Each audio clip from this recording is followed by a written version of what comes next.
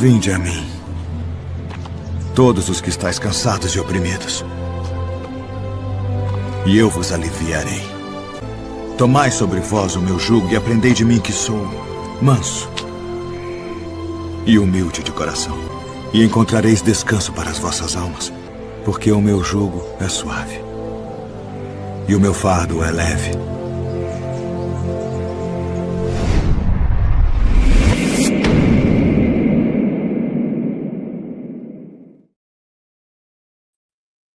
Olá! Bom dia, boa tarde, boa noite a todos, aos nossos amigos que já estão chegando, que chegarão depois. Boa noite, meu amigo Rafael Siqueira!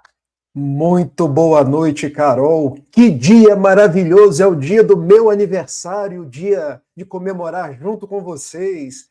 Olha, hoje eu tive um dia fantástico. Aqui em casa está a minha esposa, minha filha, minha mãe, o meu filho de 4 patas, e agora tenho a oportunidade de festejar com vocês falando de Jesus. Não poderia ser melhor. Muito boa noite, que Jesus nos abençoe. Alegria, viu, Rafa? A gente ter a oportunidade de estar com você no dia do seu aniversário, né? O aniversário é seu, mas o presente é nosso, né? E os nossos amigos já estão chegando aqui, deixando seu alô, seu abraço. Daqui a pouco a gente traz o comentário de cada um. Para a gente começar a nossa atividade de hoje, vamos começar com a prece? Então, vou fazer a prece. E aí a gente inicia. Pode ser? Então, vamos lá, então. Vamos orar. Amigo Jesus, nós te agradecemos por mais essa semana, por mais esse dia, por mais essa oportunidade do estudo e do aprendizado. Que nesta noite de hoje, o nosso coração possa estar receptivo para os ensinamentos, para o aprendizado e para o esclarecimento.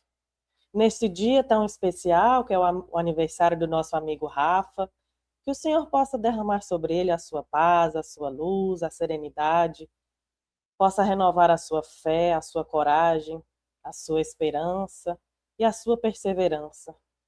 E que a sua vida possa ser repleta de muitas e muitas alegrias e bênçãos, e que o Rafa, nosso amigo, continue trabalhando por muitos e muitos anos na seara de Jesus. Abençoa, amigo Jesus, a cada um que está chegando agora, a nossa live, que vai chegar depois. Derrame sobre cada um a sua paz, a sua luz, as suas bênçãos. Renove em todos nós as nossas vibrações de coragem, de perseverança. Renove a nossa fé. Esteja conosco em mais um estudo e em mais um momento de aprendizado. Te agradecemos por tudo e por tanto, e que assim seja. Assim seja. Parabéns para você nessa data querida. Muitas felicidades, muitos anos de vida. Viva o Rafael! Eu acho que eu estou feliz, viu, Rafa, hoje de estar aqui com você. Eu também. E eu também quero dar parabéns ao SEAC de Paraíso do Tocantins, que também aniversaria em 26 de maio. E, Carol, eu tenho muita felicidade de ter nascido na mesma data de Irmã Dulce e de Amélia Rodrigues, e do SEAC Paraíso de Tocantins. É ou não é felicidade isso? Nossa, E de é bom estar com demais. todos vocês aqui? Muito bom. Antes da nossa live, eu dei uma corridinha lá no SEAC. Hoje a gente teve uma programação rápida. Eu ainda passei por lá para a gente também beber da fonte mais um pouquinho, né, Rafa? Quantos anos o SEAC está fazendo? 42. Opa, eu faço 46. Então o SEAC nasceu em 1984. Isso. Pertinho. Quase irmãos, né? Isso. Então vamos dar boa noite para os nossos amigos? Eu vou Vamos. deixar você hoje dar boa noite para todo mundo, seu aniversariante. Vai lá. Vamos lá. Começar aqui. Pode colocar. Muito boa noite, Dolores Queiroz. Um coração que bate ao encontro do seu coração. Que Jesus te abençoe. Muito obrigado, minha amiga. Você é muito especial. Cheguei cedo para cantar parabéns. Parabéns é minha alma quem diz. Deus te ampare, proteja e te faça feliz. Muito obrigado, minha irmã. Beijo grande, ó. Nice Bucher, que prazer estar contigo. E eu não sabia, mas você é do mesmo grupo do Jorge Alahá, eu descobri na outra live. Então nós estaremos no grupo da Nice e do Jorge Alahá em setembro. E eu também descobri que eu vou estar junto com Adriane Bacarim. Que coisa boa. Bianca Rinaldi, que legal você por aqui, ó. Satisfação tê-la conosco no dia do meu aniversário. Que Jesus e Francisco te abençoem. Carolina Fernandes, diretamente de Alegrete, no Rio Grande do Sul. Muito boa noite, que Jesus te abençoe. Fernanda Aquino Brizar. Muito boa noite. São José dos Campos, Enza Matar. Muito boa noite, seja muito bem-vinda, você e a sua mamãe, que eu me lembro dela. Olha que declaração que o Alahá fez. Nice, eu vou dizer uma coisa para você. A boca fala do que o coração está cheio. O Alahá falou todas aquelas coisas porque ele tem aquilo dentro dele. Na verdade, eu não sou assim 1/10 daquilo que ele falou. Beijo, minha amiga. Obrigado, Enza. Muito obrigado.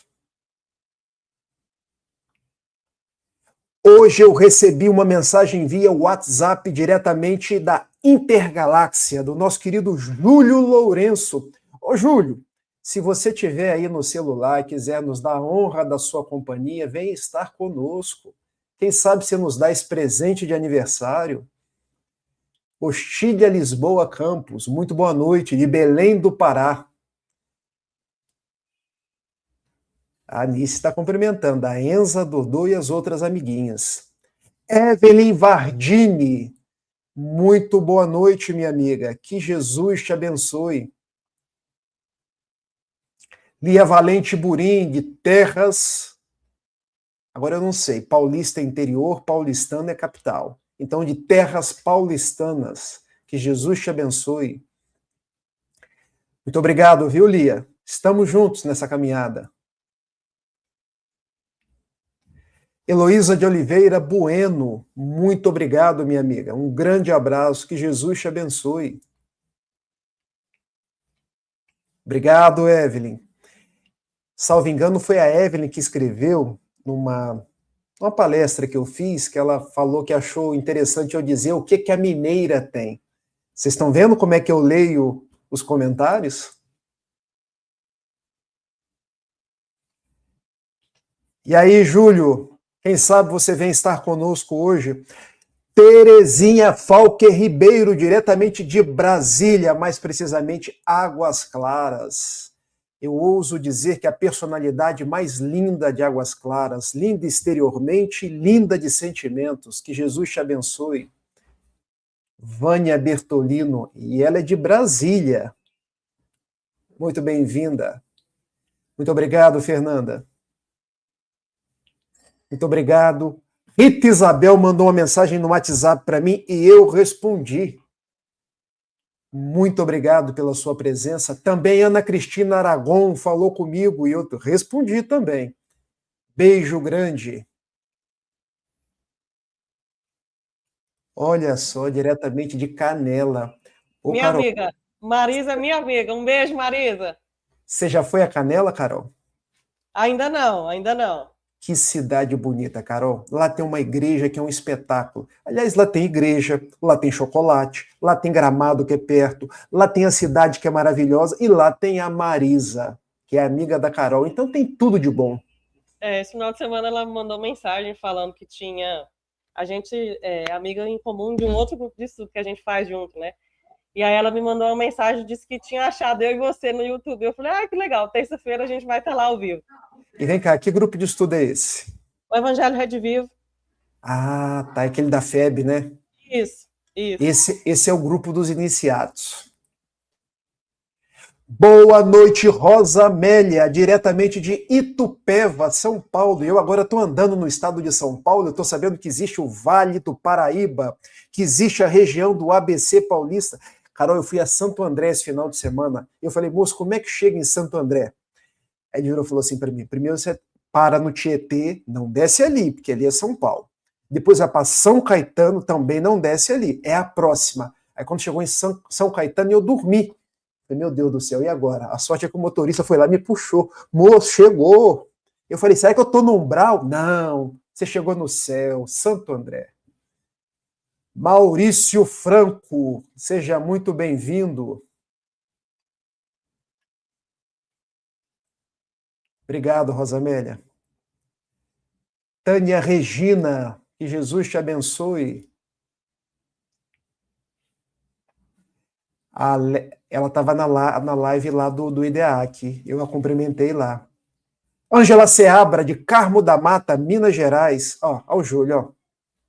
Hoje não estou preparado e tenho que sair um pouco mais cedo, mas quem sabe numa oportunidade próxima. Está convidado para a próxima. É a Carol quem manda, mas eu posso fazer convites. Olha o Arrhenius. Arrhenius é de Goiânia.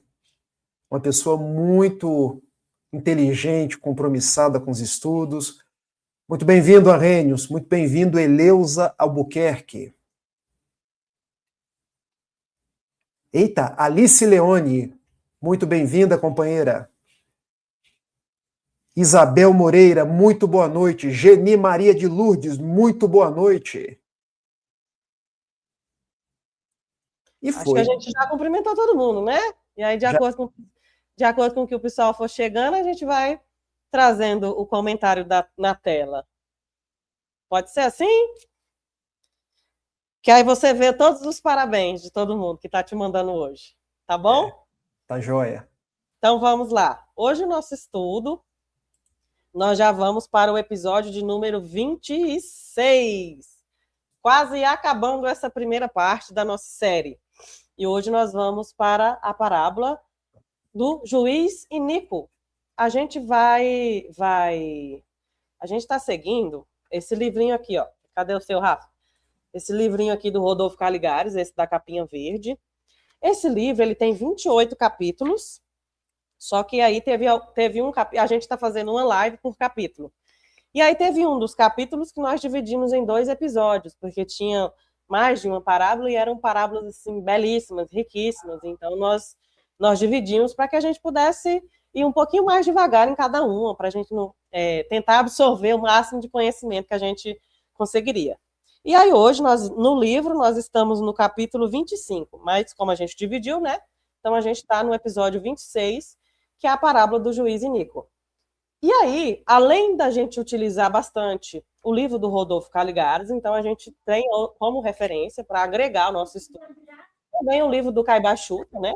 Parábolas e Ensinos de Jesus, e essa parábola de hoje, em específico também, a gente colocou essa outra referência, Jesus de Nazaré, uma narrativa da vida e das parábolas. Eu sempre gosto de colocar a capinha do livro, porque é uma forma pedagógica, né? Sempre tem alguém que quer anotar, quer acompanhar, para poder estudar depois, né? Então, com a capa do livro, fica mais fácil de visualizar, e depois, se os nossos amigos quiserem ou comprar o livro, enfim, ou pegar emprestado para poder estar estudando depois, fica mais visual para vocês poderem encontrar depois, né? E a gente tem esse recurso pedagógico que Jesus utilizava, que era as parábolas, que são as parábolas. E aí, às vezes, a gente fica assim, poxa, mas o que uma parábola, que já foi dita há tanto tempo, pode agregar na minha vida hoje? Tudo, né, Rafael? Porque nós somos espíritos imortais. Então, Jesus se utilizava desse recurso pedagógico, desse recurso, muitas vezes utilizando uma linguagem simples, elementos simples, mas os elementos daquela época, que fazia parte do dia a dia das pessoas da época, mas que, de certa forma, também faz parte do nosso dia a dia hoje, e a gente consegue entender mesmo, depois de tanto tempo, o que Jesus estava querendo dizer, e a gente consegue colocar um ensinamento no nosso dia a dia, na nossa vida, no nosso cotidiano, e a gente consegue parar e se perguntar, o que Jesus está querendo dizer ao meu coração com essa parábola? O que Jesus quer que eu enxergue na minha vida contando essa parábola? Porque geralmente ele contava uma parábola, não era só uma história, por ser só uma história. Tinha uma beleza espiritual por trás, tinha um ensinamento espiritual por trás. Então, da mesma forma que ele trouxe as parábolas naquela época, ele também traz esse ensinamento, essa verdade espiritual ali por trás daqueles pequenos símbolos, mas que é rico de conteúdo. E é exatamente isso que a gente tenta agregar à nossa vida hoje. Por exemplo, a nossa parábola de hoje. O juiz, aí depois ele vem falar vem falar de oração, depois vem falar de uma pessoa que bate a porta, e a gente, às vezes, tenta interpretar de forma literal e acaba que a gente fica perdido, porque o objetivo não é esse, né, Rafael?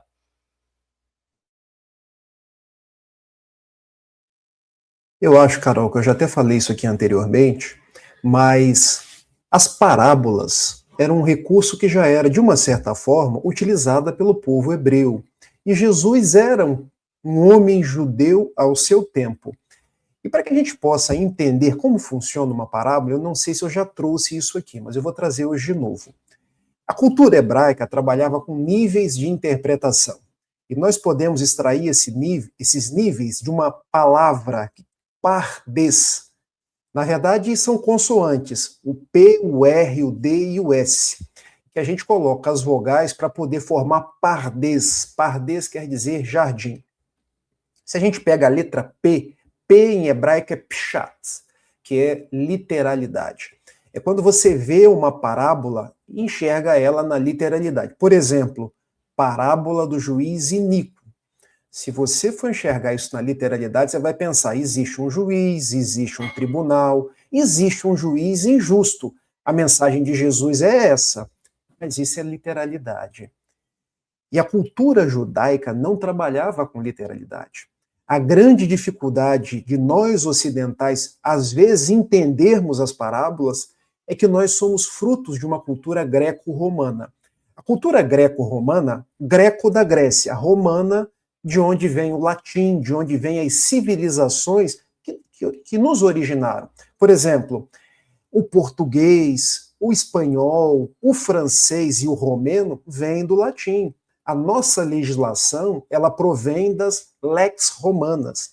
Então a gente herdou a forma de pensar dos gregos, da filosofia grega e dos costumes romanos. E nessas culturas vale o que está escrito. A gente vê até muitas vezes se repetir isso aqui no Brasil. O que está escrito é que vale. Para um homem judeu, não. É o que está subentendido. São os símbolos, são as metáforas, é aquilo que o texto insinua, não é aquilo que o texto diz na literalidade. Esse é o segundo nível de interpretação, chamado remes. Remes, relembrando as aulas de português, nós tínhamos o sentido denotativo, que é o literal, e o conotativo. Eu vou dar um exemplo. Quando eu falo casa, o que vem na cabeça de vocês? A casa, uma construção de tijolos que na parte de cima tem um telhado. Mas se eu falo assim, Carol está na casa do meu coração. E aí? Quer dizer que o meu coração tem uma casa com tijolo, com um telhado em cima? Não. Agora é uma parábola.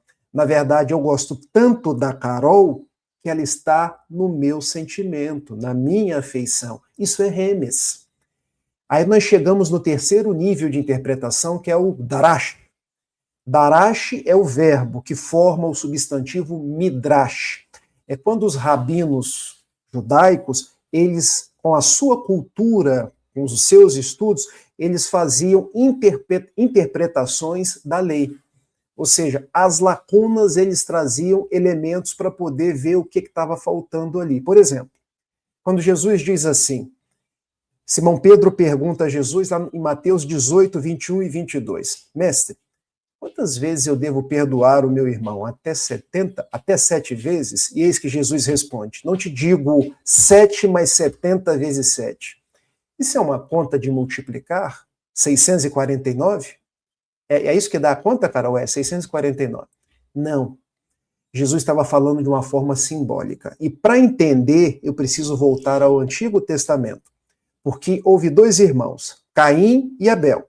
Caim matou Abel, mas Caim entrou num processo de remorso e disse a Deus, olha, eu agora preciso ser punido 7 vezes. Então Simão Pedro pergunta a Jesus, preciso perdoar 7 vezes? E de onde vem os 70?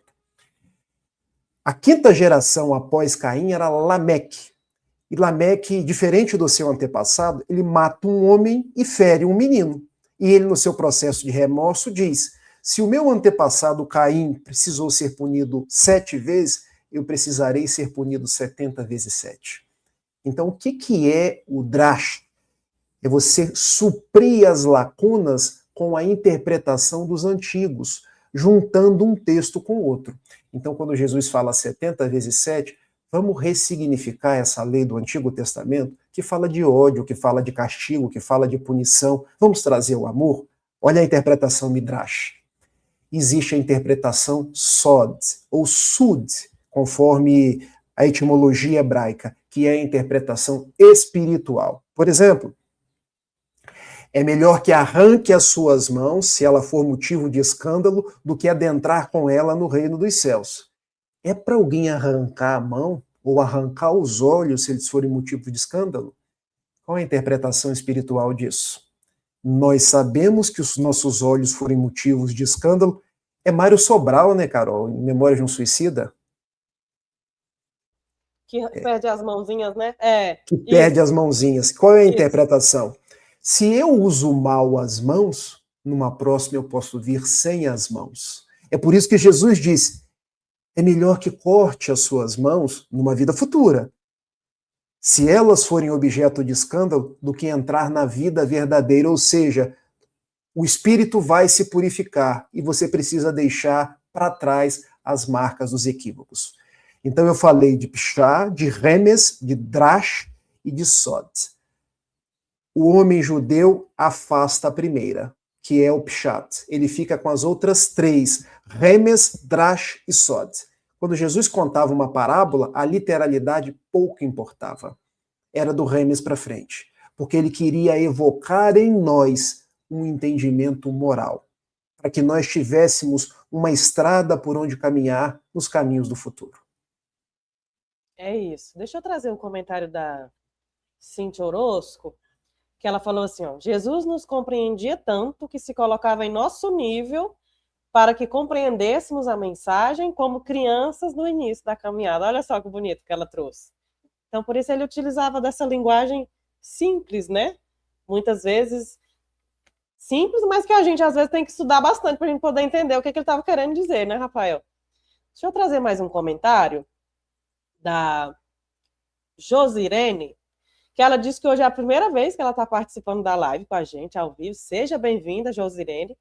Os nossos encontros sempre acontecem na segunda e na quarta, terça-feira do mês. Então, você está convidada para participar com a gente toda vez dos nossos encontros e os outros episódios, se você quiser acompanhar.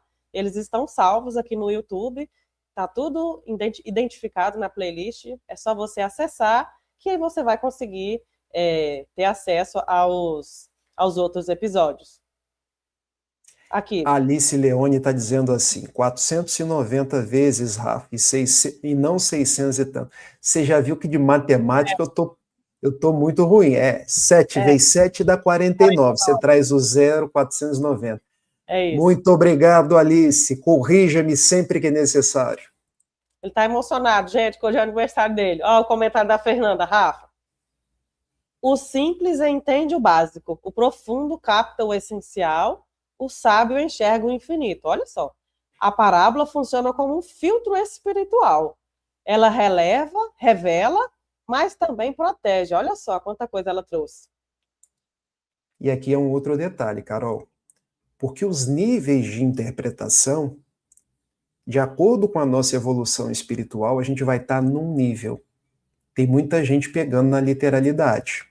Não vim trazer a paz, vim trazer a espada. Tem gente hoje fazendo guerra achando que Jesus mandou fazer guerra. Olha a literalidade. Então a parábola é um recurso para que a gente possa pensar e extrair o ensinamento espiritual. É um convite à reflexão. E não tem um gabarito, né, Rafael, a interpretação. Então, cada vez que a gente estuda, é um ângulo diferente que a gente enxerga, é uma forma diferente que aquele ensinamento acessa a gente, nos acessa, né?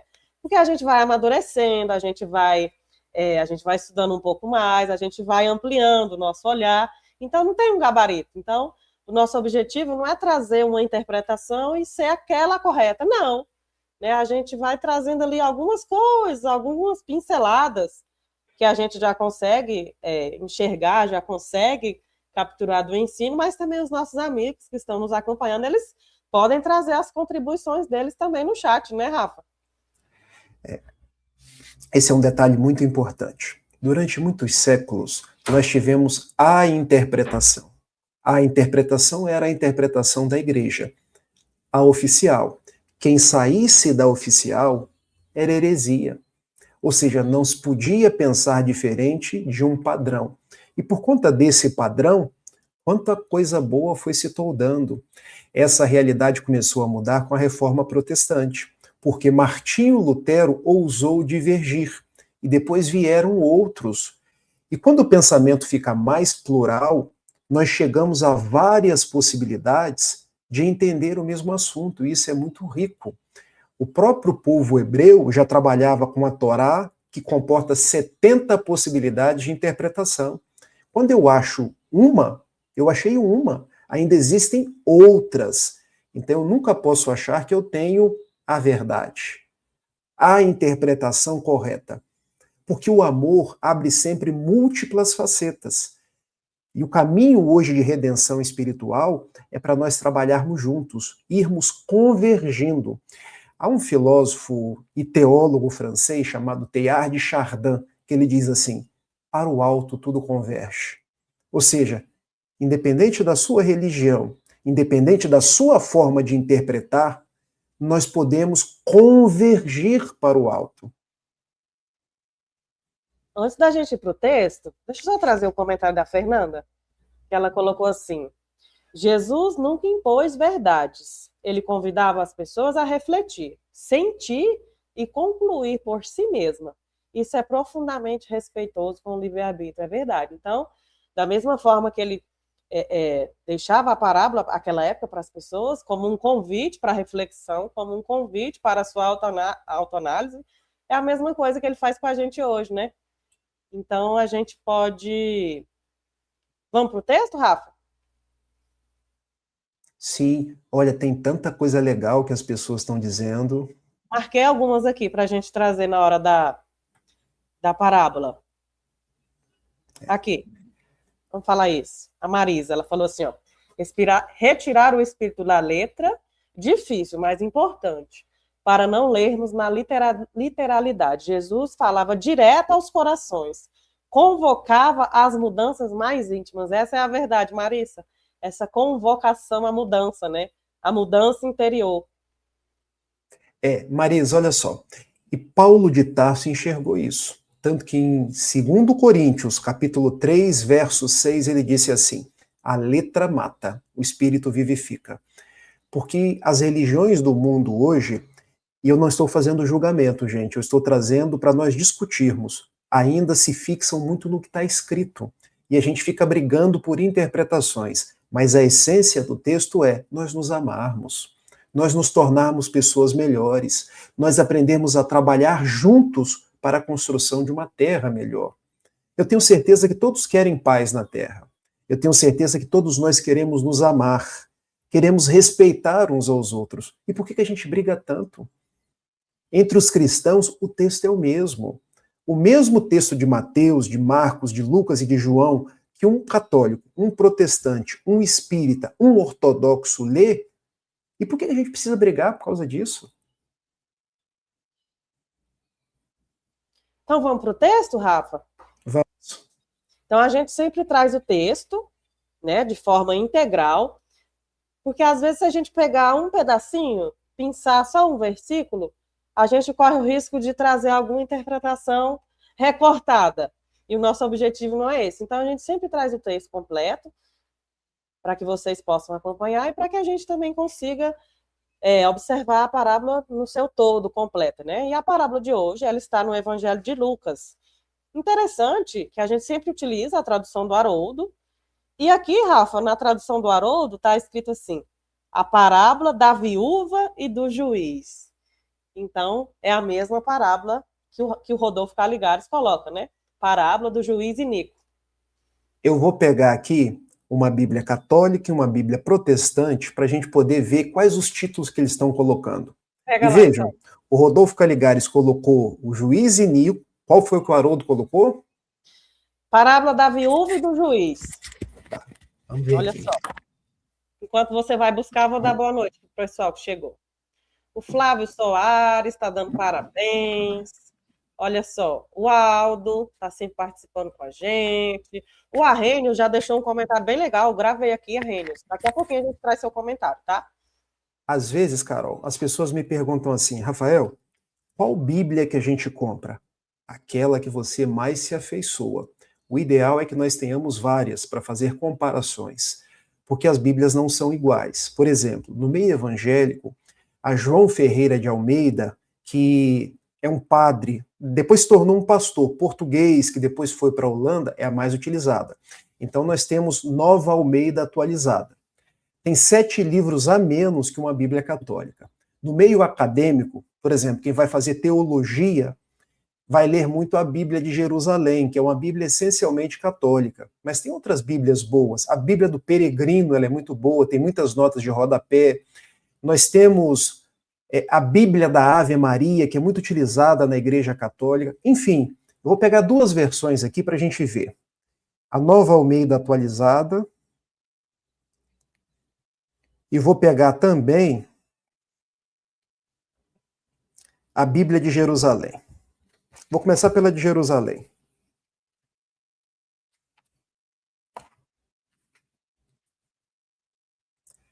Essa está em Lucas 18.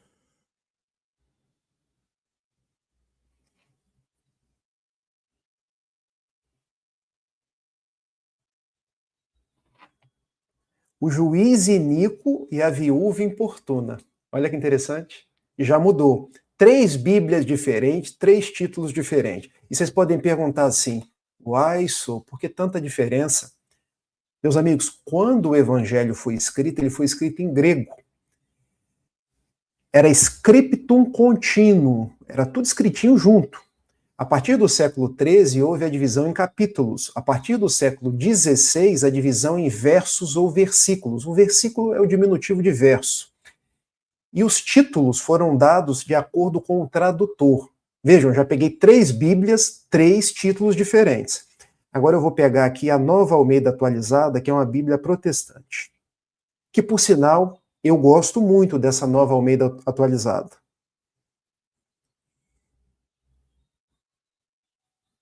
Lucas 18. A parábola do juiz iníquo. Tá me parecendo que Rodolfo Caligares pegou o texto de uma Bíblia de raiz protestante. E vocês podem perguntar assim, e Kardec?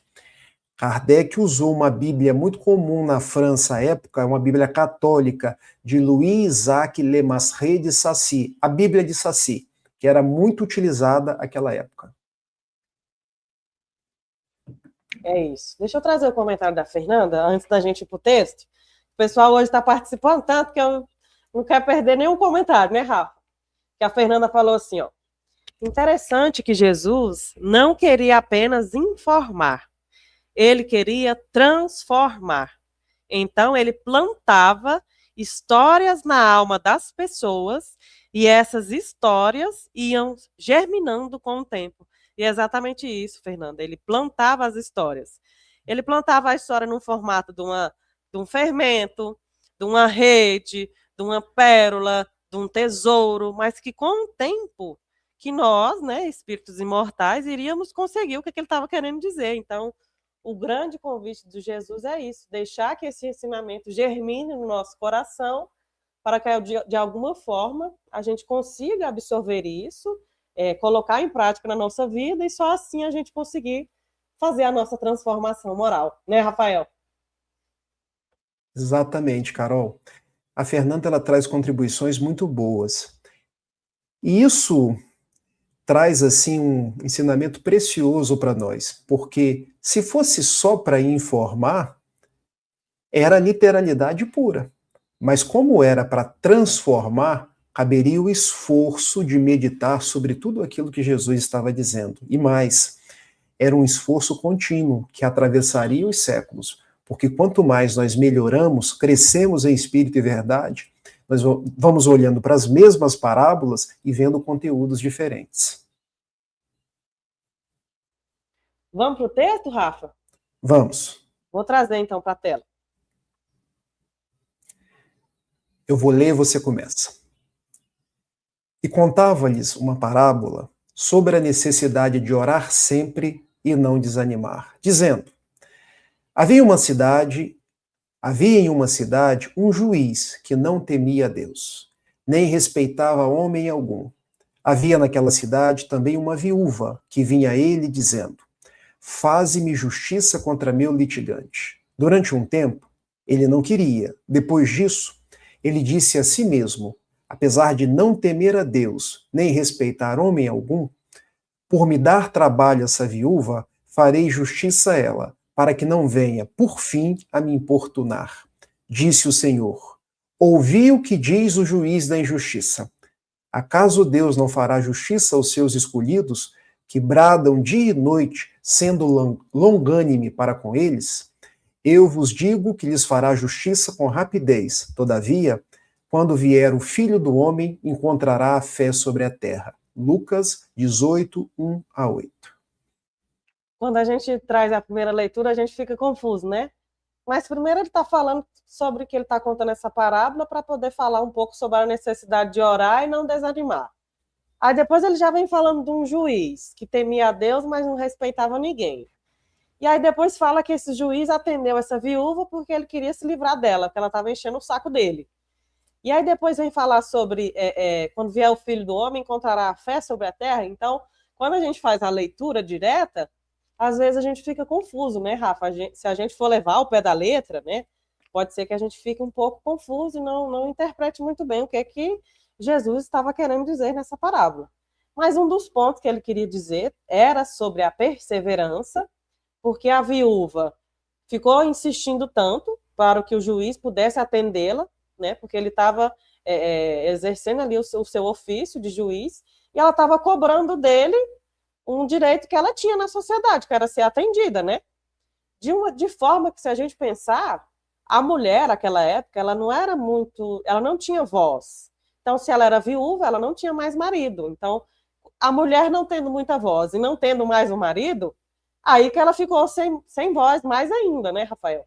Então, ela ficou insistindo muito porque ela queria que o juiz atendesse a demanda dela, né? Então, ela foi perseverante. Então, a lição que Jesus nos traz na parábola é sobre a perseverança. A gente perseverar pela nossa mudança, pela nossa melhoria, a perseverança no trabalho, perseverança no bem. Então, a gente pode ampliar um pouquinho, né? E um segundo ensinamento que a gente pode trazer aqui de forma geral da parábola é a oração também, né? Porque logo ali no começo ele está falando sobre a oração, sobre não desanimar, sobre pedir, né? E depois ele vem falar um pouco sobre misericórdia divina, né? Porque da mesma forma que o juiz atendeu a mulher para se livrar dela, porque ele estava achando ela chata, da mesma forma, quando a gente ora com todo o nosso coração para Deus, para Jesus, ele nos atende, mas não para fazer igual o juiz que queria se livrar da moça, né? Mas ele atende porque ele é nosso pai, ele é misericordioso, ele é justo, ele é bom, ele não nos desampara, né, Rafa? Exatamente. E nessa narrativa de Lucas, o evangelista dá uma pista e contava-lhes uma parábola sobre a necessidade de orar sempre e não desanimar. Então essa parábola Lucas deu de bandeja. Olha, a parábola que vai ser contada é sobre orar sempre e não desanimar. Tá aqui a dica. Só que depois que conta a parábola, mas será que é sobre isso mesmo? Havia em uma cidade um juiz que não temia a Deus. E vejam, não temer a Deus quer dizer uma pessoa que não está no credo, que não cumpre as 613 mitzvot. Ou seja, uma pessoa que pode ser considerado um banido da fé. Não temer a Deus era uma situação colocada como muito ruim, muito difícil. É uma pessoa em quem eu não posso confiar. Não posso confiar nesse juiz. Ele não é temente a Deus. Nem respeitava homem algum. Ou seja, um juiz que não temia a Deus não respeitava homem algum. Então era um juiz corrupto, iníquo, um juiz mau. Mas Lucas já tinha dito antes, a parábola não é sobre o juiz. E ele continua. Havia naquela cidade também uma viúva, que vinha a ele dizendo: faze-me justiça contra meu litigante. Aí depois vem Jesus e fala: além do juiz tem uma viúva. E sobre a viúva, a Carol já falou. A viúva é alguém que está ao desamparo, porque ela não tem o seu marido mais. Ou seja, ela precisa, às vezes, de um subsídio, de uma tzedakah, como se fala. Tzedakah em hebraico quer dizer caridade, alguém que ajude essa viúva. Mas a parábola também não é sobre a viúva, não é sobre o juiz, não é sobre a viúva. Parece até pegadinha, né, Carol? Que fala o tema e depois fala do juiz, fala da viúva, mas não é sobre o juiz nem é sobre a viúva. Durante um tempo, ele não queria. Depois disso, ele disse a si mesmo: apesar de não temer a Deus, nem respeitar homem algum, por me dar trabalho essa viúva, farei justiça a ela, para que não venha por fim a me importunar. Então, o que ele está dizendo? Eu só vou atender essa juíza porque ela é chata, porque ela é insistente, porque ela é renitente, porque todos os dias ela faz a mesma coisa. Carol, eu vou falar aqui com os jovens há mais tempo. Você lembra daquele filme Ghost? Pois é, quando Patrick Swayze estava desencarnado, ele descobriu que a Whoopi Goldberg, ela era uma médium e que ele podia se valer dela para poder falar com a Molly. Eu esqueci o nome daquela artista, ela agora até concorreu ao Oscar de novo, Demi Moore. Só que a médium não queria anuir à vontade dele, e ele resolve cantar a música do elefantinho, que todo mundo conhece. Um elefante incomoda muita gente. E ele cantava 2 elefantes, 3 elefantes, 4 elefantes. Então o que a viúva estava fazendo? Estava igual a música do elefantinho. Ela vai no juiz todos os dias. Você precisa me atender. Eu tenho um direito que está sendo postulado. Então o juiz só atendeu porque ela insistia, persistia, porque ela ficava em cima. Vamos voltar lá na parábola, Carol.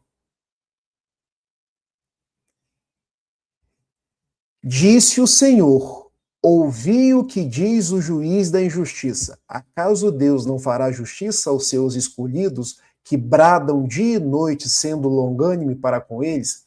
Qual é a moral da história? Se o juiz injusto atende uma senhora que foi repetitiva, o Pai do céu, que é misericordioso, longânime quer dizer misericordioso, que é complacente, não vai atender a um filho seu? Está falando do poder da oração. Mas que essa oração não pode ser uma oração dita ao vento. Tem que ser uma oração com unção, uma oração com persistência, acompanhada da virtude de fazer por onde. Eu vos digo que lhes fará justiça com rapidez. Todavia, quando vier o Filho do Homem, encontrará a fé sobre a terra. Então vejam, Jesus está falando do poder da oração, de nós persistirmos no ideal, de nós não desanimarmos. E por fim, ele traz uma promessa. E essa promessa é muito discutida nos meios católicos e protestantes. Todavia, quando vier o Filho do Homem, encontrará a fé sobre a terra. Essa volta do Filho do Homem é a chamada parousia, que os católicos e os protestantes estão esperando. Jesus veio uma primeira vez, ele voltará uma segunda vez. Mas só será redimido por Jesus e o acompanhará quem se comportar como a viúva, ou seja, quem persistir, quem não desanimar. Porque aquele que sossobrar, esse não terá o seu espaço no céu. Eu vou trazer a interpretação católica e protestante e depois vou dizer conforme os padrões espíritas. O que um católico acredita? Que quando a gente desencarna, nós passamos por um juízo. Aqueles que forem bons vão para um lugar de estesia, que nós usualmente chamamos céu. Aqueles que não são bons sofrem o juízo e vão para o lugar das fornalhas, das privações, das punições, que nós chamamos inferno. O protestante crê de uma forma um pouquinho diferente. Eles também acreditam que Jesus vai voltar como católico e que esse juízo só se dará no momento do retorno de Jesus. Então aquele que desencarna, ele fica dormindo, esperando o retorno de Jesus para julgar os vivos e os mortos. Quando Jesus retornar, vai haver uma ressurreição dos mortos, um arrebatamento dos vivos. Ambos serão julgados. Os bons gozarão do paraíso com Jesus, e os ruins terão o seu lugar aí, dependendo da denominação, de inferno, de fornalhas ardentes, de Sheol e por aí vai. Então está dizendo, ó, você que se comportar como a viúva e não desanimar, você será aquele que na volta do Senhor vai ressurgir, vai estar com ele. E qual a interpretação espírita que a gente faz? Jesus nunca foi, por que ele precisa voltar? Ele sempre esteve conosco. E o comportamento que nós vamos ter não é um comportamento simplesmente para ser salvos no momento do juízo. É um comportamento para a gente ter plenitude enquanto estamos aqui, no nosso carreiro evolutivo. Ou seja, é a conduta de quem ora e labora, de quem ora e se transforma, de quem pede e obtém, de quem vai fazendo a sua transformação moral todos os dias. Porque nós não estamos esperando nem pelo retorno de Jesus, nem pelo juízo final. Nós estamos trabalhando pela nossa reforma íntima e pela nossa transformação. Porque um dia, conforme a literatura espírita, nós seremos espíritos puros. E, para tanto, a gente precisa se comportar como a juíza. Pedir, orar, não desanimar, insistir nas virtudes nobres e seguir em frente. Deu para compreender, Carol? Deu. Deixa eu só dar boa noite para o instrutor que acabou de chegar. Olha aí. Boa noite, Paulo Witter. Olha, mandando um abraço para você, Rafa. Boa noite, instrutor Alexandre. Que prazer tê-lo conosco. Deixa eu trazer a pergunta da Marisa, que vai bem ao encontro disso que você estava falando. Que ela fala assim, a viúva aparentemente não tinha poder algum, né?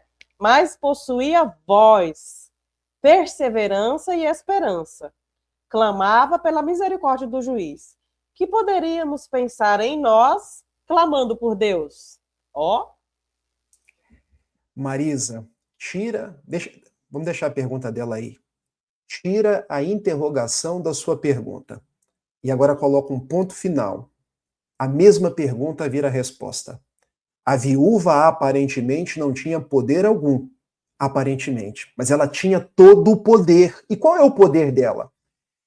Perseverança, esperança, ela não desistia. Como nós temos desistido hoje das coisas no mundo? Qualquer dificuldade a gente prostra. Qualquer intempérie a gente se entrega. Tô tão cansado. Tô tão impaciente. Hoje está chovendo, não vou na casa espírita não. Hoje eu tô aqui resfriada. Vamos fazer culto hoje não. É como se a gente fosse se acomodando. O benfeitor Camilo chama isso de acomodação. Ou seja, ele diz que a gente sofre de uma influência paralisante, chamada acomodação, que é uma obsessão rasteira. E a gente vai, quero fazer obra do bem, mas não, tá tudo tão difícil, deixa eu ficar aqui dentro de casa, só vendo a minha televisão, só cuidando das minhas coisas. É a atitude de quem não se comporta conforme a viúva. Então, colocou o ponto final e trabalhou como uma afirmação, ela tinha perseverança. O mundo está em guerra, muitas dificuldades. Sabe que semana passada, Carol, uma mãe ligou para mim e falou assim, Rafael, minha filha tentou suicídio 3 vezes. E eu, na mesma hora, liguei para ela e falei assim, olha, nós vamos agir para que ela não tente de novo. E, para tanto, nós temos recursos psicológicos, psiquiátricos, e nós temos recursos da Casa Espírita. E nós vamos utilizar tudo, porque tudo que Deus nos deu é para a gente utilizar. A sua filha precisa de você nesse momento. E nós vamos de mãos juntas. Falei até firme com ela. Porque nesse momento a gente precisa de assertividade. Precisa da perseverança, da voz e da esperança. Nós não podemos nos entregar. Porque vejam, será que diante do mundo hoje nós não estamos com juízes iníquos, com pessoas corruptas, com pessoas que fazem o mal e muitas vezes a gente quer desanimar? Quando a gente liga a televisão, é um convite ao desânimo. Quando a gente passa pelas ruas, é um convite ao desânimo. Nós precisamos nos encher do entusiasmo da viúva. Eu venho aqui todos os dias, porque um dia você vai me atender. Um dia minha causa vai ser julgada. E o que Jesus diz? Se ela perseverou em face de um juiz ruim, que dirá de vocês que são filhos de Deus, que é um juiz longânime? Enquanto você estava falando, e aí eu fiquei aqui pensando sobre a atitude da viúva, né? Da mesma forma, fazendo uma relação da viúva com a prece. Porque às vezes a gente pede muita coisa, mas a gente também tem que fazer a nossa parte, né, Rafael? Muitas vezes a viúva podia orar, pedir muito, né? E ali ela fazia a parte dela. Com certeza ela estava amparada, ela estava recebendo o auxílio espiritual que ela precisava. E ela fazia a parte dela, porque não adianta a gente orar e ficar parado. Porque a gente tem que estar receptivo, né? Porque às vezes a resposta da nossa oração, ela se manifesta de uma forma muito sutil. É uma ligação que a gente recebe, é uma mensagem que a gente recebe, às vezes é um cartaz que a gente viu na rua, né? Então a gente precisa ter olhos de ver, o coração para sentir, né? A gente também tem que estar atento para fazer a nossa parte, porque a gente está sempre amparado, a gente não está desamparado. E o próprio Evangelho segundo o Espiritismo, lá no capítulo 27, no capítulo Pedi, obtereis, lá no item 7, o Kardec fala assim, ó, sobre a prece. O que Deus lhe concederá sempre, se ele o pedir com confiança, é a coragem, a paciência e a resignação. Também lhe concederá os meios de se tirar por si mesmo das dificuldades, mediante ideias que lhe fará surgiram os bons espíritos, deixando-lhe dessa forma o mérito da ação. Então, ó, a viúva recebeu coragem, perseverança, persistência, e ela ficou ali, insistindo naquilo que ela precisava que fosse resolvido, né, Rafa? Exatamente. Carol, eu gosto muito dessa coleção. O Evangelho por Emmanuel, porque é como se Emmanuel pegasse a lição e mastigasse. Você já viu a mãezinha do passarinho dando comida para o filhinho passarinho, Carol? É a coisa mais linda do mundo. Eu, quando vejo a natureza agindo, eu fico muito embevecido. Porque ela pega, ela mastiga, literalmente, e dá na boca do filhinho. E o filhinho esganiçado pega logo, porque tem o outro querendo pegar também, eles brigam ali, mas a mãe vai pacientemente. Ela pega, mastiga, dá na boca de um, mastiga, dá na boca do outro. É isso que Emmanuel faz com a gente. E tem uma lição que está em Alvorada do Reino, da editora Leal, a editora Ideal, no capítulo 7. Ela chama Orar Sempre e Não Desanimar. Essa lição do juiz Inico fala de desânimo, para nós não desanimarmos. E olha o que o Emmanuel comenta para a gente. Lembra-te de todas as aflições que rodearam o espírito cristão no mundo, desde a vinda do Senhor. E daí ele começa a dizer as dificuldades. Onde está o sinédrio que condenou o amigo celeste à morte? Lá naquela época as pessoas tinham medo do sinédrio. Eles mataram Jesus. Onde é que está o sinédrio hoje? Passou. Aqueles que perseveraram viram que hoje não tem sinédrio mais. Depois Emmanuel continua. Onde os romanos vaidosos e dominadores? Eu fico imaginando os cristãos do primeiro século, eles tinham medo de Nero, de Calígula. Eles tinham medo de Domiciano. Será que eles vão me pegar? Será? Onde está o Império Romano? Onde está Nero hoje? Será que Nero não está em algum lugar desse mundo pregando a reencarnação? Nunca se sabe. Depois Emmanuel continua. Onde os verdugos da Boa Nova Nascente? Onde está aquelas pessoas que achincalharam Allan Kardec? Tudo passa. Onde os guerreiros que fizeram correr por causa do Evangelho rios escuros de sangue e de suor? Onde os príncipes astutos que combateram e negociaram em nome do renovador crucificado? Onde as trevas da Idade Média? Fico imaginando a Idade Média com Inquisição, com cruzadas, todo mundo com medo, todo mundo, quando isso vai passar? Passou. Então Emmanuel está dizendo para a gente, comporte-se como a viúva, persista.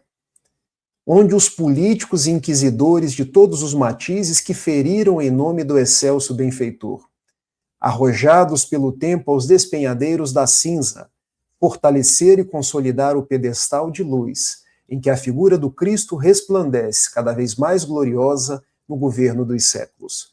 Centraliza-te no esforço de ajudar no bem comum, seguindo com a tua cruz, ao encontro da ressurreição divina.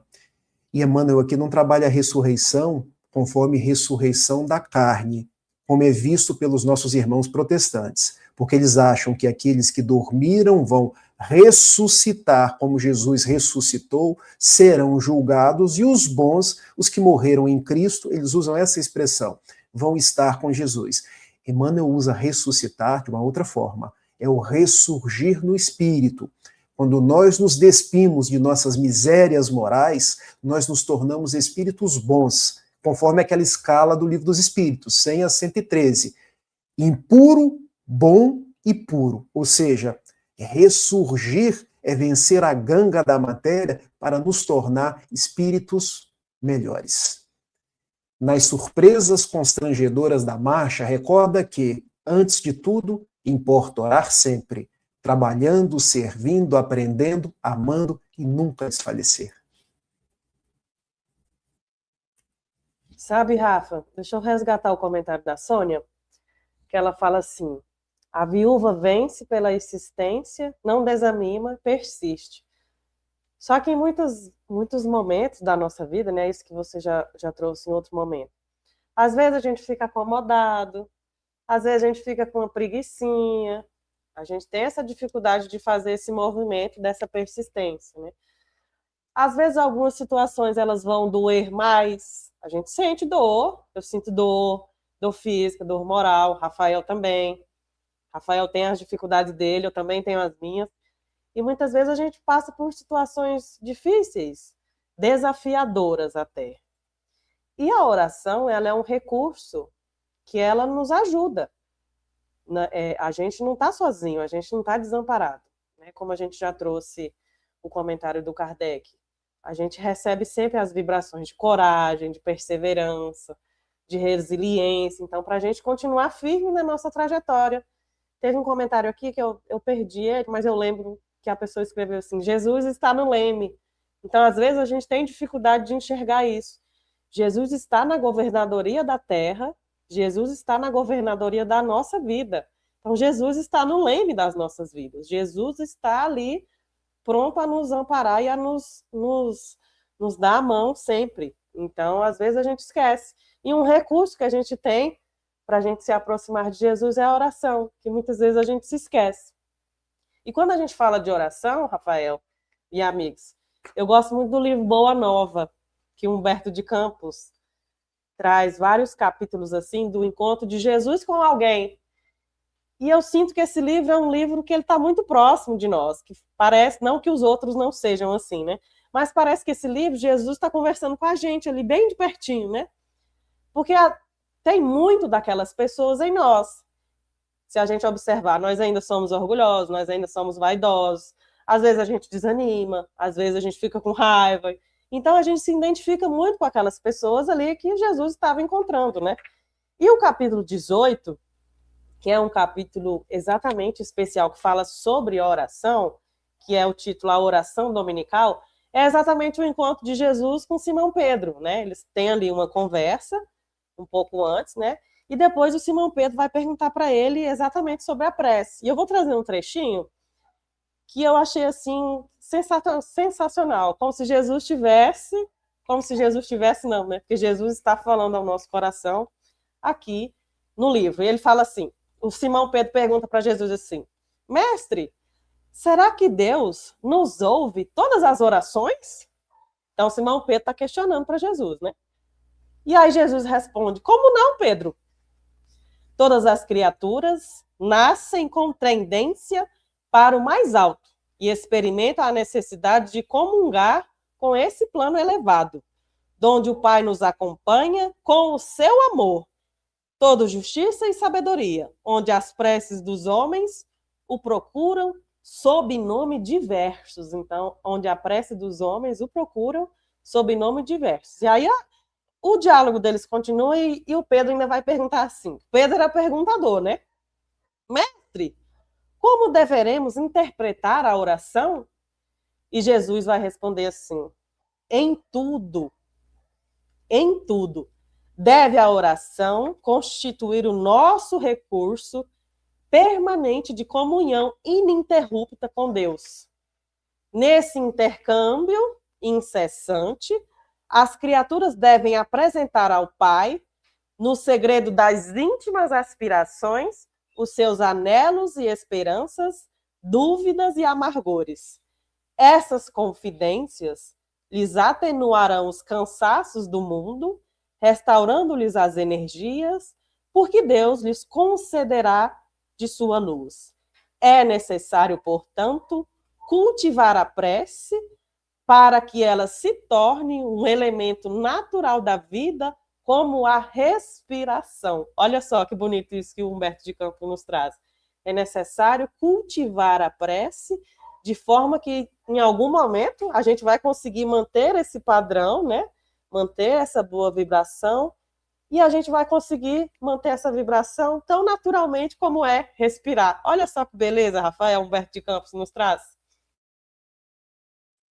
É bonito demais mesmo, Carol. Carol, acho que a gente pode trabalhar um pouco com as perguntas que estão aqui, né? Até para enriquecer aqui. Tem uma pergunta que a moça perguntou qual é o livro que você mostrou. Tá. O Evangelho de Lucas. Traz de novo a capa dele. É o Evangelho segundo Lucas. Essa é uma coleção que foi editada pela FEB, do nosso irmão Saulo César Ribeiro. Saulo César Ribeiro da Silva, ele foi o coordenador. Qual foi o trabalho dele? Ele pegou textos do benfeitor Emmanuel nos mais variados livros e ele agrupou por evangelista. Então nós temos o Evangelho por Mateus, o Evangelho por João, Atos dos Apóstolos, Cartas Paulinas, só que são os textos de Emmanuel comentando cada um desses evangelhos.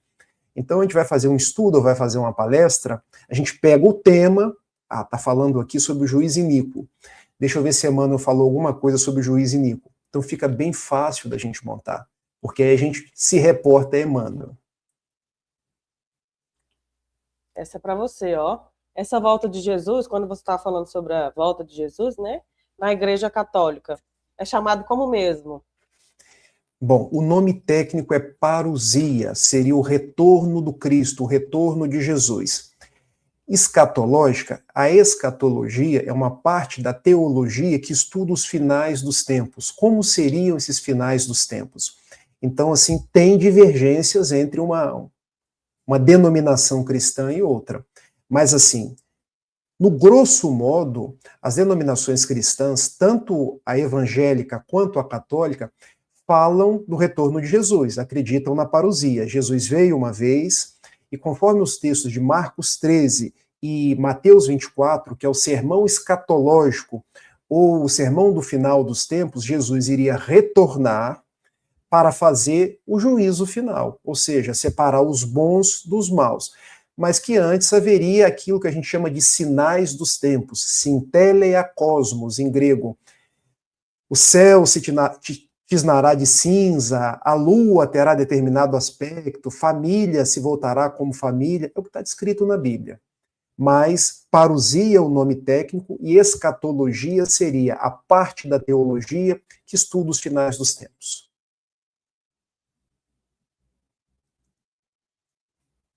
Mais alguma aí, Carol? Tem uns favoritos aqui, né? Olha aqui, a Alice trouxe também uma referência doutrinária. Ela está falando sobre o Jesus no Lar.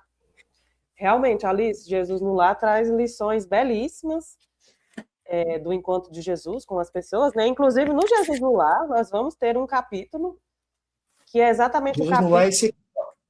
Isso. Tem um capítulo que é exatamente o encontro de Jesus do Simão Pedro, e é onde ele realiza o primeiro evangelho no lar, na casa do Simão, e aí depois fica, né, essa prática para nós, né? Então, quando a gente fala de oração, não tem como não lembrar do evangelho no lar, né, Rafa? Exatamente. Porque a gente pensa que essa questão do evangelho no lar é coisa dos espíritas. Não. Jesus reuniu o grupo dos seus discípulos, de pessoas próximas, na casinha de Simão Pedro, na cidade em Cafarnaum, ele fez o culto do evangelho no lar. E por que o culto do evangelho no lar? De forma a trazer a boa nova para dentro de casa. A criação de igrejas, de dogmas, de ritos externos veio a posteriori. Os homens foram construindo isso.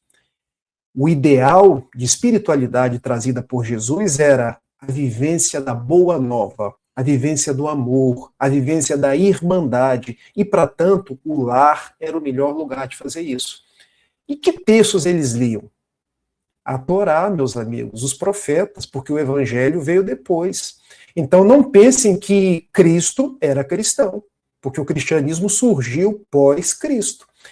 O texto de Marcos, que foi o primeiro, é isso mesmo.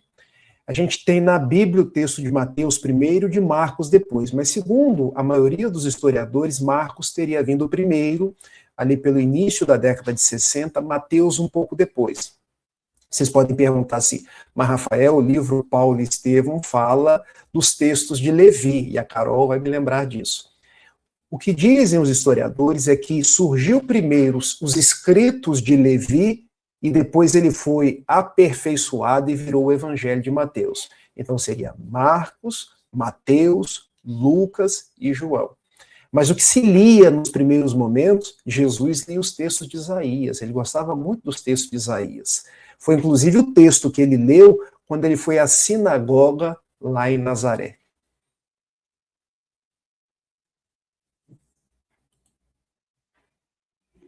Ô, Rafa, olha o comentário do Arrhenius. E eu vou fazer link com uma pergunta que nós temos. Que o Arrhenius falou assim. Em suma, a parábola não compara Deus a um juiz corrupto, mas usa esse contraste chocante para exaltar a prontidão e a bondade de Deus em responder aos que nele confiam com perseverança. E aí a Enza, nossa Enza, faz uma pergunta. O que seria de nós sem a oração? E aí, Rafael, o que seria de nós sem a oração? Veja, Arrhenius, é muito oportuna a sua colaboração e eu agradeço por ela. Jesus trabalhou muitas vezes com os contrastes. E eu vou dar um exemplo.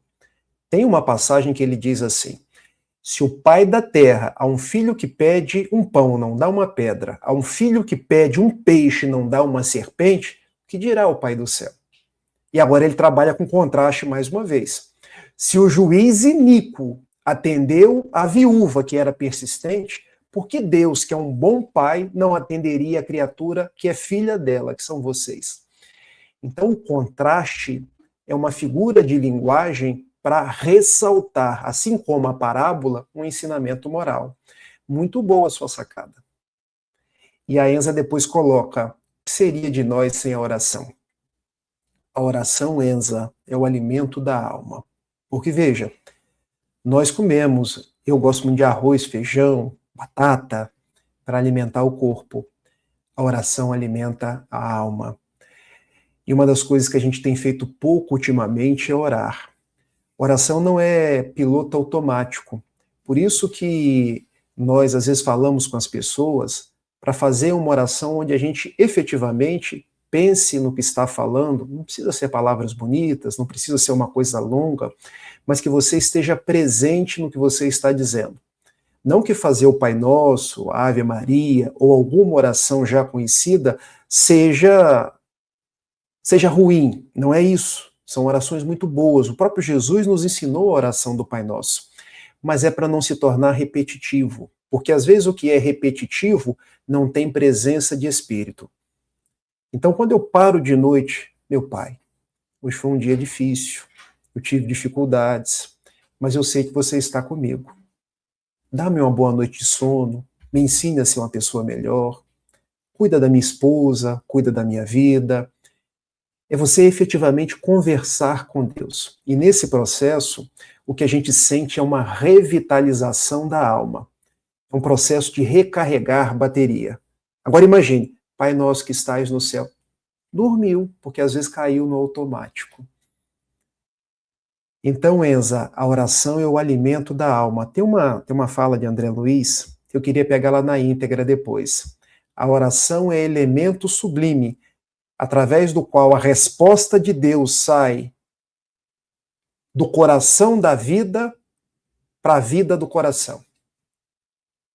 Olha como é que André Luiz fala, do coração da vida, que é Deus, para a vida do coração, que somos nós. Isso, salvo engano, está em Mecanismos da Mediunidade.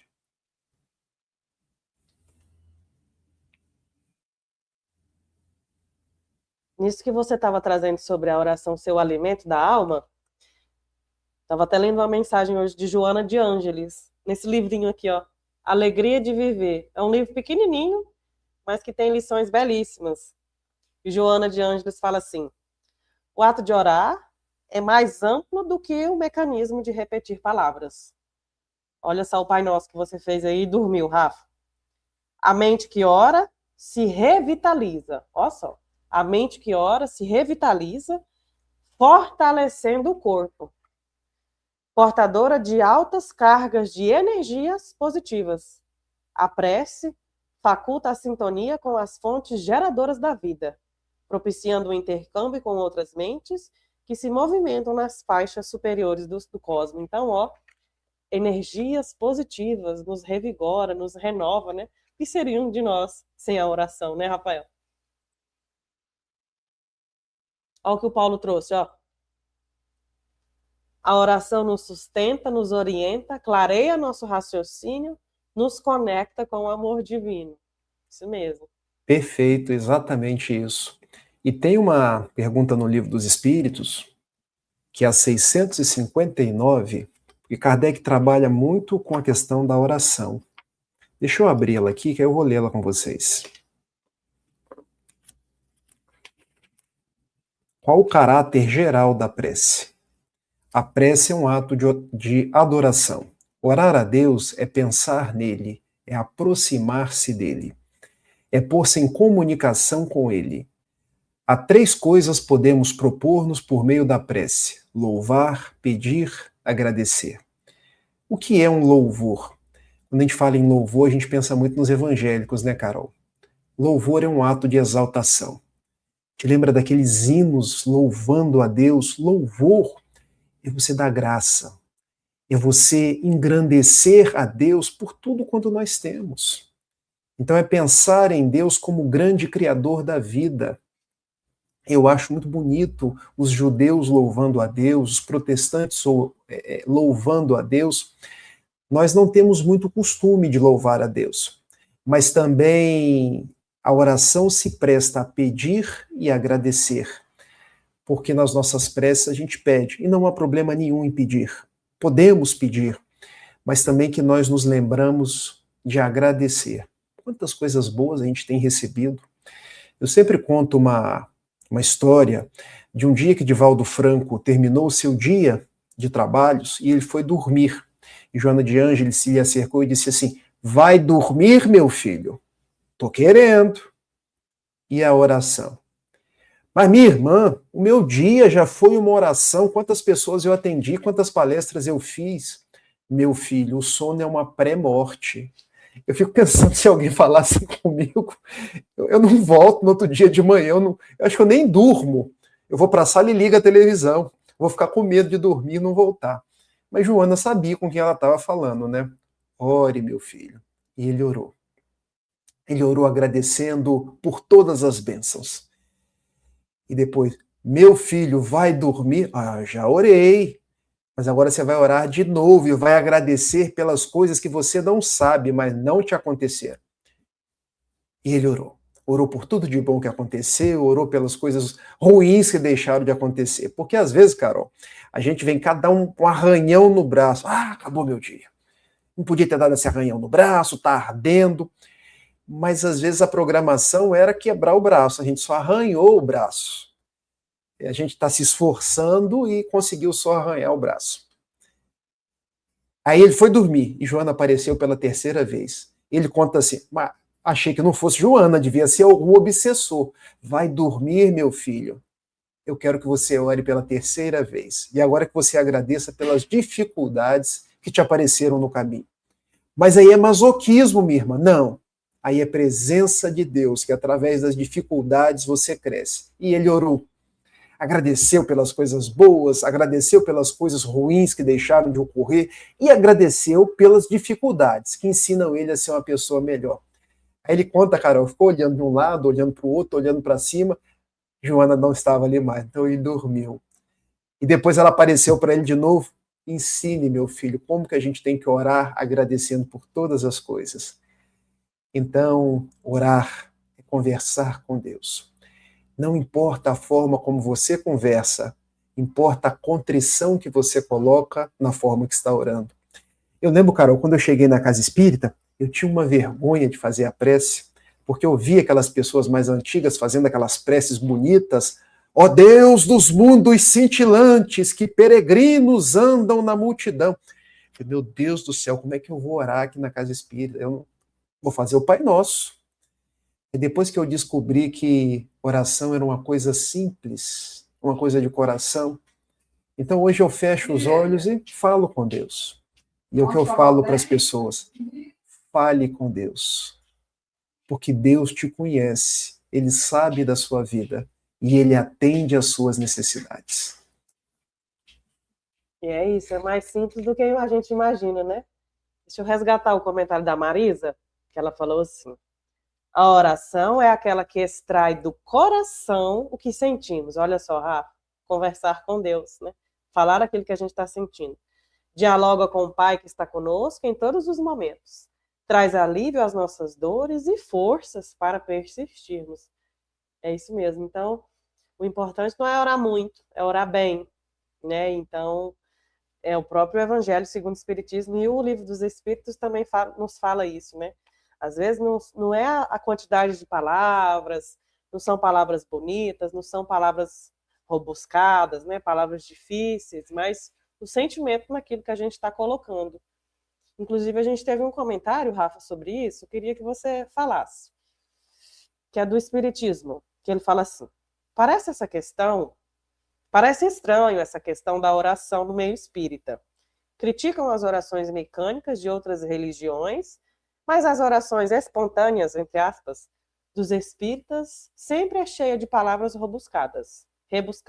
E aí ele continua: as orações dos espíritas é cheia de termos rebuscados, quase sempre repetidos, e clichês dentro do meio em que se encontram, numa vaidade presunçosa de intelectualidade. Vem um pouco ao encontro disso que você estava comentando. Você quer trazer mais algum comentário? Espiritismo, eu quero te agradecer pela sua contribuição, porque você nos ajudou sobremaneira na noite de hoje. Veja, primeiro ponto, nós não devemos criticar quem quer que seja, porque eu próprio já orei muitos terços. O terço é a terça parte do rosário. Já orei muitos rosários. E ainda hoje acompanho a minha mãe quando ela faz as orações. Minha mãe é católica até hoje. E eu percebo que muitas vezes a gente entra numa espécie de sintonia, mesmo repetindo as palavras. É uma coisa tão boa, tão positiva que nos envolve. Já participei de orações, por exemplo, em terreiros de Umbanda, que são coisas simples, mas são coisas tão bonitas. Então a gente não deve criticar quem quer que seja. Tá? Quando eu falei da questão da oração repetida, não é o repetir por repetir, é não se tornar maquinal a ponto de eu nem prestar atenção no que eu estou dizendo. Tá? E você tem razão quando diz que nós, às vezes, oramos com tanta intelectualidade, muito mais para impressionar quem está nos escutando do que propriamente para conversar com Deus. Então, assim, que a gente esqueça um pouco esse salamalex, porque Deus não presta atenção nos salamalex. Deus quer saber do nosso coração. Então, que seja coisas simples. Eu me lembro de uma pessoa com a qual eu convivi na cidade de Itapiruna. É minha cidade natal.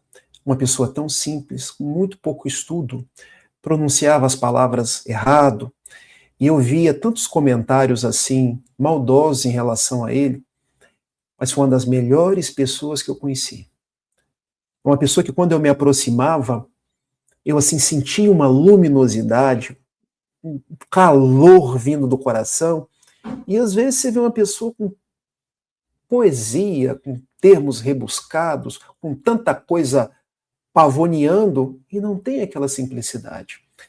Então o Chico era uma pessoa tão simples, uma pessoa tão humilde, então que a gente seja quem nós somos, com simplicidade. Na hora de orar, faça igual Madre Teresa de Calcutá. Não precisa repetir ela, não. Uma vez perguntaram para ela: minha irmã, quando você ora a Deus, o que você fala? E ela respondeu: falo nada não, só escuto.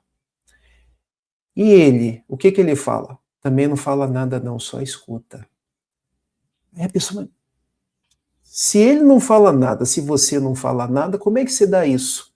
O que ela estava querendo dizer é o seguinte: orar é um processo de integração. As palavras são acessórias. O importante está aqui. Quando a gente é espírito imortal, a gente não pronuncia palavras. É a nossa vibração que tangencia, vamos dizer, esse fluido cósmico universal que é preenchido pela presença de Deus. Muito obrigado pela sua contribuição. E é isso que a Dolores colocou, ó. É tanta intimidade com Deus que o papo rola leve e solto. É isso, Dolores. Eu fico pensando na Dolores conversando com Deus. A Dolores, essa alma linda que ela tem, ela deve conversar com Deus e Deus deve ficar pertinho dela escutando. E é isso. A intimidade é tanta que o papo rola solto. E o Paulo trouxe aqui, ó. Lembrou do Raul contando da senhora que após a palestra ele disse: ah, seu Raul, lá em casa nós é tudo lancadece. Lancadece. Ele falava isso mesmo. Olha só. E ele quis lancadece. E o Camilo aproximou-se dele. Meu filho, a pronúncia pode estar incorreta, mas a sintonia é elevadíssima. Porque Lancadece é Allan Kardec. Ela era muito simples para pronunciar o nome, mas o coração estava vibrando na sintonia dos bons espíritos. E você sabe, um dia o Dival estava fazendo uma palestra na Mansão do Caminho.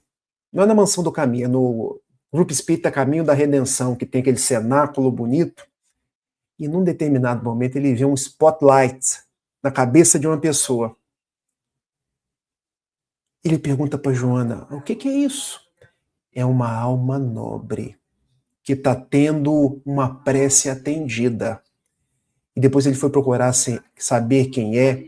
Era uma das pessoas mais simples da mansão. Uma trabalhadora que ninguém sabia nem o nome. Ou seja, às vezes a gente fica assim: mas eu sou orador, eu falo bonito, eu sei as questões do livro dos Espíritos. Mas eu sou médium. Tem uns que dizem até assim: eu sou médium. E quando vê aquele spotlight, veio na cabeça de uma serviçal da Mansão do Caminho, que estava ali assistindo a palestra, e Joana de Ângeles, a prece dela está sendo atendida. Olha só que bonito. O Paulo trouxe aqui, ó, que é quando ele traz, né, o Allan Kardec aí ele fala assim: e o Raul perguntou o quê? O Camilo lhe diz: não lhe faça de rogado. Ele erra o nome, ela erra o nome, mas acerta o endereço. Olha só. Isso aí. Olha só. Ele contou isso várias vezes. Bonito, né, Rafa? Rafa, e o nosso tempo, ó, vai voando, o nosso tempo vai passando depressa. Foi bom o nosso estudo hoje, né? Foi ótimo. A gente falar de oração é muito bom, assim, é excelente. E antes de deixar o Rafael fazer a prece e agradecer, que hoje é o aniversário dele, gente. Quem chegou depois, hoje é o aniversário do Rafa. Deixa eu deixar um convite aqui para vocês. Nosso próximo episódio, no dia 9 de junho, nosso episódio do número 27, Parábola do Fariseu e do Publicano. Todo mundo convidado, foi ótimo o nosso estudo, viu, Rafael? Teve uma pessoa que perguntou como que ela faz para acessar o estudo das outras parábolas. Está tudo salvo aqui nesse mesmo canal, Sala Virtual Joana de Ângeles. Tem uma playlist que a Cleide organiza tudinho, bem bonitinho. É só acessar, que está lá todos os episódios que nós fizemos. Meu irmão, foi ótimo o nosso estudo de hoje. Eu te agradeço imensamente pela oportunidade de estar contigo no dia do seu aniversário. Então, o aniversário é seu, mas o presente é meu. Obrigada, viu? Você é muito querida ao meu coração. E você é uma irmã que a vida me deu. Eu quero agradecer a cada um de vocês pela presença. Nós passamos de 100 pessoas aqui hoje. 100 pessoas conectadas com Jesus. 100 pessoas que escolheram deixar um pouco o bulício da televisão, os problemas do mundo, para pensar numa parábola de Jesus. Parece pouco. Quando a gente olha o quanto de gente tem programas esportivos, que são muito bons, programas lúdicos, mas um pouco de farinha fermenta toda a massa. Um pouco de fermento leveda toda a massa. Nós podemos ser esse fermento. Que nós multipliquemos o amor. E sabe, Carol, eu tinha pensado em fazer no final a oração de José Silvério Horta, que está lá no Parnaso de Além Túmulo. Mas depois dessa bronca que eu tomei, eu vou fazer uma oração bem simples, mas do fundo do coração. Nosso querido Jesus, você que é o nosso irmão mais velho, que nos ensinou a amar, tem misericórdia de nós, que ainda erramos pelos caminhos do mundo. Nos ensine a ser pessoas melhores. Nos ensine a fazer todo o bem que nos é possível. Quando somos presenteados com mais um dia, mais um ano de vida, nós te agradecemos. E te pedimos, abençoe a Carol, abençoe o Paulo Iter, abençoe a Dolores, abençoe a Fernanda Brizar.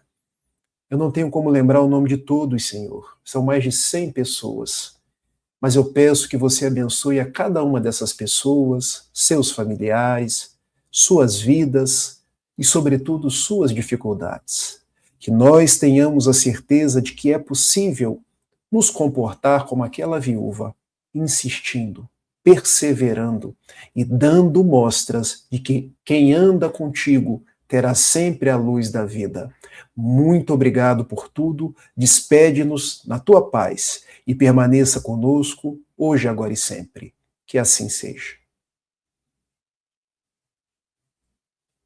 Tchau, pessoal. Até o próximo episódio. Tchau, tchau.